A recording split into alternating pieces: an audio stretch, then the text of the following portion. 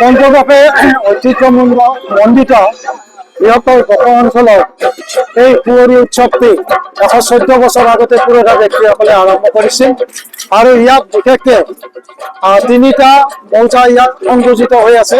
বড়ো মৌজা পৰিষদ, বড়ো 1 নং খাৰিজা ৰাইজ, বড়ো 2 নং খাৰিজা ৰাইজ আৰু পূৰ্বৰে পৰা পুৰণা ব্যক্তিসকলে এই অনুষ্ঠান বৃহত্তৰ বড়ো অঞ্চলৰ জাতি বৰ্ণ নিৰ্বিশেষে ইয়াত মহামিলনৰ তীৰ্থ হিচাপে আজিৰ এই 6 বহাগত প্ৰত্যেক বছৰেই এই অনুষ্ঠানখন পালন কৰা হৈছে।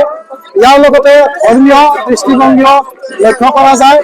তিনিটা এই মৌজা যি গোঁসাইসমূহ আছে, এই গোঁসাইসমূহ আজিৰ দিনটোত ইয়াত উপস্থাপন কৰা হয়, বিগ্ৰহসমূহ ইয়াত উপস্থাপন কৰা হয় আৰু ভক্তপ্ৰাণ ৰাইজে এই গোঁসাইৰ ওচৰত প্ৰাৰ্থনা জনাই তেওঁলোকৰ মনৰ বাঞ্ছা পূৰ্ণ কৰে।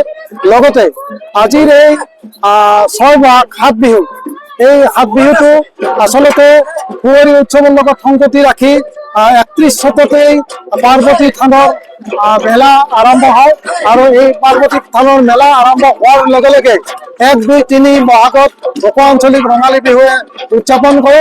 তাৰপিছতে আমি 6 বহাগত এই তিনিটা মৌজাই লগ লাগি একেলগে ঐতিহ্যপূৰ্ণ এই আমি মহান বড়ো আঞ্চলিক কুঁৱৰী উৎসৱটো পালন কৰি আহিছো।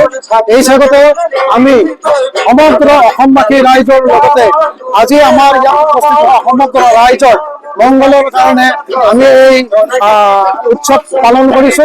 লগতে আপোনালোকৰ এই সংবাদ মহালোকক আমি এই স্বাগতে ৰঙালী বিহু লগ যাচি সকলোৰে মংগল কামনা কৰি আমাৰ এই বিহু এই উৎসৱ পালন কৰিবলৈ লৈছো।